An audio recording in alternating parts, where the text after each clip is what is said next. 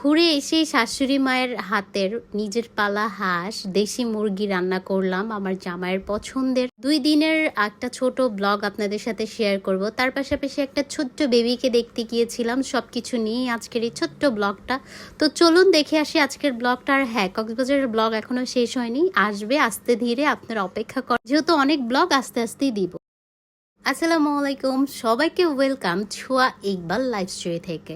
আজকে আমি কক্সবাজার থেকে এসেছি।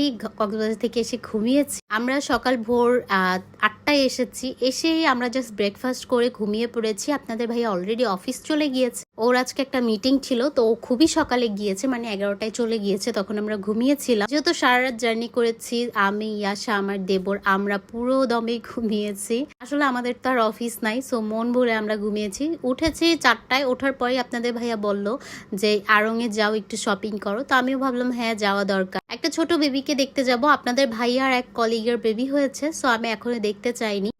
এজন্য হচ্ছে আজকে দেখতে যাব বেবিটাকে। মেয়ে বেবি হয়েছে, আর মেয়ে বেবিদের প্রতি আমার এমনিতেই একটা টান, যেহেতু আমার একটা ছোট্ট প্রিন্সেস আছে। আসলে মেয়ে আর ছেলে নাই, সবাই আল্লাহর রহমত। তারপরও মেয়ে বাচ্চাদের প্রতি আমার একটু ভালোবাসা বেশি। তো ওকে দেখতে যাব, আর দেখতে গেলে তো ছোট্ট খাচ্চা একটা গিফট হলেও নিয়ে যেতে হয়। আর বাচ্চাদের প্রথম মুখ দেখার উপলক্ষে কিছু না কিছু তো দিতে হয়। সেজন্য সামান্য কিছু গিফট কিনতে এসেছি, তেমন কিছুও না, একদমই সামান্য।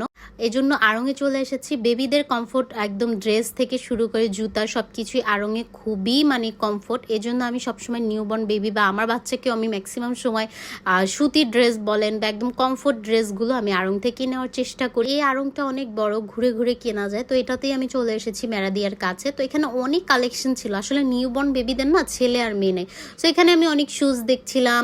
ওদের শুজ কালেকশনগুলো না, জুতার কালেকশনগুলো খুবই কম ছিল ওই দিন। কি আর করার, নিয়ে নিলাম কিছু ড্রেস, তারপর হচ্ছে জুতা। খুবই সামান্য গিফট নিয়েছি। আসলে আমি যেহেতু জার্নি করে এসেছি সারা রাত, আমার না মাথায় কিছু কাজ করতেছিল না, আমি কি নিব না। তারপরেও হাতের কাছে যা পেয়েছি, আর ওই দিন বাচ্চাদের তেমন একটা জুতার কালেকশন ছিল না, তারপরেও যেটা পেয়েছি নিয়ে নিয়েছি। সো বেবিকে দেখে আমি বাসায় চলে এসেছি। বাসায় আসার পর আমি আগেই হচ্ছে যাওয়ার আগে এই দেশি মুরগিটা ভিজিয়ে, আমার অনেক দেশি মুরগি খেতে ইচ্ছা করতেছিল। আপনাদের ভাইয়ার হচ্ছে হাঁস খেতে ইচ্ছা করতেছিল। তো আমি ভাবছি যে এটা হাঁস, এটা ভেবেই হচ্ছে দেশি মুরগি ভিজে। ওমা, পরে দেখি এটা দেশি মুরগি, এটা হচ্ছে হাঁস না। যাই হোক, আমার খেতেও ইচ্ছা করতেছিল, এই জন্য আমি দেশি মুরগিটাই রান্না করে ফেললাম, হাঁসটা রেখে দিলাম। এই দেশি মুরগি আর হাঁস একটা পলিথিনই ছিল, আলাদা আলাদা মানে আমার শাশুড়ি মা কেটে ধুয়ে একদম বেছে দিছে যেন আমি রান্না করতে পারি। আর হাঁস বাছা খুবই টাফ একটা বিষয়। তো আমি ভাবলাম যে যাক, কালকে হাঁস রান্না করবো, আজকে আমার পছন্দের দেশি মুরগিটাই রান্না করে ফেলি। সো এটা একটা 2 দিনের ব্লগ আমি আপনাদের সাথে শেয়ার করছি। সো এটা হচ্ছে প্রথম দিন, আমি যেদিন এসেছি কক্সবাজার থেকে সেদিনের ব্লগ। দেশি মুরগিটা দেখেন, আমি ওই দিন এত মজা হয়েছিল, আপনাদের ভাইয়া খেয়ে বলছে যে আবার হচ্ছে রান্না করো, আবার এখনই খাবো রাতে। তখন বাজে প্রায় 2টা। আমি বলছি না, আজকে পসিবল না, কারণ আমি আজকে এত দূর থেকে আসছি, খুবই খারাপ লাগতেছে। আর এই কয়দিন এত বেশি রিচ ফুড খেয়েছো, আজকেও খাইলাম মুরগি, দরকার নাই। ইনশাল্লাহ কালকে আবার তোমাকে আমি হাঁস রান্না করে দেবো।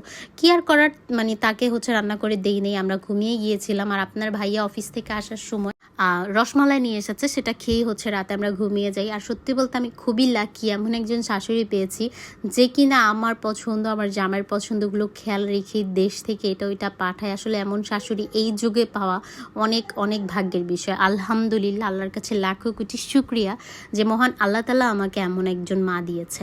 সো ওই দিনই হচ্ছে আমি রান্নাবান্না শেষ করে পার্সেল করতে বসছি। আসলে এত বেশি চাপ ছিল পার্সেলের, আমি জাস্ট বেবিকে দেখে এসে রান্নাটা শেষ করেই পার্সেলটা করে নিয়েছি। এই কয়দিন আমার মডারেটর পার্সেল দিয়েছে, আমি দিতে পারিনি। আর এখানে হচ্ছে আপনাদের ভাই যে রসমালাইটা এনেছে, এটা এখন খাবো, খেয়েই জাস্ট হচ্ছে ঘুমিয়ে পড়বো, বিকজ অফ সকালে উঠতে হবে, রান্নাবান্না আছে। কিন্তু আমি কি আর সকালে উঠতে পারি? এত জার্নি করে আসার পর মোটেও সকালে আমি আর উঠতে পারিনি। আমি পরের দিন উঠেছিলাম হচ্ছে বিকেল 3টায়।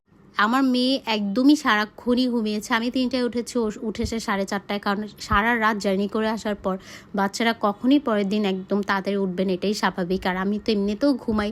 আর আমার ওই দিন অনেক বেশি খারাপ লাগছিল, কারণ আমি একদমই বাস জার্নি করতে পারি না। সো এখানে হচ্ছে আমার দেবর আপনাদের ভাইয়া টাকা দিয়ে গিয়েছে, ঘুম থেকে উঠেই দেখিও হচ্ছে আমার জন্য মোরগ পোলাও কিনে নিয়ে আসছে, ওর জন্য অংশ আমার জন্য আসছে। তো ঘুম থেকে উঠেই এটা দেখে, খাবারটা দেখে এত বেশি শান্তি লাগতেছিল, ইয়াসও এর মধ্যে উঠে গেছে। সো আমরা এটা খেয়েই হচ্ছে এখন আমি হাঁস রান্না করতে চলে যাব, কারণ হচ্ছে আমার জামাই হাঁস খেতে চাইছে কালকে, কখন আমি রান্না করে দিব, কখন সে খাবে, আমি সেই চিন্তায় ছিলাম। তো এই যে ফ্রিজ থেকে বের করে আমি ডিফ্রোজ করে নিয়েছি, ভালো করে এগুলোকে ধুয়ে বেশি করে পেঁয়াজ, আদা, রসুন, মরিচের গুঁড়া, হলুদের গুঁড়া এগুলো দিয়ে রান্না করবো। আমি এক্সট্রা কিছুই দেই না, ধনিয়ার গুঁড়া, হলুদের গুঁড়া, মরিচের গুঁড়া, লবণ, আদা, রসুন এগুলোই আমি ইউজ করি। এইগুলা ছাড়া আমি আমার যে কোনো রান্নায় অন্য কিছু ইউজ করি না, আর রোস্টে শুধু রোস্টের মশলা ইউজ করি। যাই হোক, এখানে হচ্ছে আমি রান্নাবান্নাটা করতেছিলাম, আপনাদের ভাইয়া অফিস থেকে এসে যখন দেখছি আমি হাঁস রান্না করেছি এত বেশি খুশি হয়ে গেছে, যেহেতু দুপুরে সে বাইরে বেচারা ভাত খেয়েছে, আমি রান্না করিনি, ঘুমিয়েছিলাম। আসলে সারা রাত জার্নি করে আসার পর না কারোই ইচ্ছা করে না যে আমি উঠে রান্না করি। আর আমার হাজব্যান্ড আমাকে বলেছিল তোমার আর রান্না করতে হবে না, তুমি ঘুমাও। সে আগের দিন রাতেই বলছিল যে তোমার দুপুরে রান্না করতে হবে না, আমি বাইরে খেয়ে নেবো। খুবই সুইট একটা মানুষ, সবসময় চায় আমি কিভাবে ভালো থাকবো, আমার কিভাবে রেস্ট হবে। আর এখানে দেখেন তেলাপোকার বাচ্চা কিভাবে দৌড়াইতেছে। যাই হোক, এখানে হচ্ছে আমি পরোটাটা ভেজে নিচ্ছিলাম আমার জন্য। হাঁস রান্না করার পর আমার এত বেশি খেতে ইচ্ছে করতেছিল পরোটা দিয়ে, তো ভাবলাম বাসায় যেহেতু পরোটা আছেই একটু ভেজে নেই, তাহলে খেতে ভালো লাগবে। রাতে আর আমি ভাত খাইনি, এই পরোটাটাই খেয়েছিলাম, 2টা পরোটা খেয়েছিলাম। তখন বাজে প্রায় 8টা। পরোটা খেয়ে আমি পার্সেল দিয়ে আপনাদের ভাইয়ের জন্য অপেক্ষা করব কখন আসবে আর এই হাঁসটা খাবে, কারণ আমি হচ্ছে অনেক বেশি এক্সাইটেড থাকি। ও কোনো কিছু খেতে চাইলে সেটা রান্না করে আমি অপেক্ষা করে বসে থাকি সে কখন আসবে আর খাবে। আর আজকে আমি ওর আগেই খেয়ে ফেলতেছি, কারণ আমার অনেক বেশি ক্ষুধাও পেয়েছিল। আর কারণ হচ্ছে আমি পুরোটা মোরগ পোলাও খেতে পারিনি, কারণ আমি বাইরের রোস্ট আর পোলাও এটা খেতে পারি না, ফেলে দিয়েছিলাম।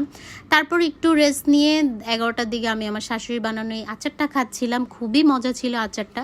তো এই ছিল আমার 2 দিনের একটা ছোটোখাটো ব্লগ। সবাই ভালো থাক।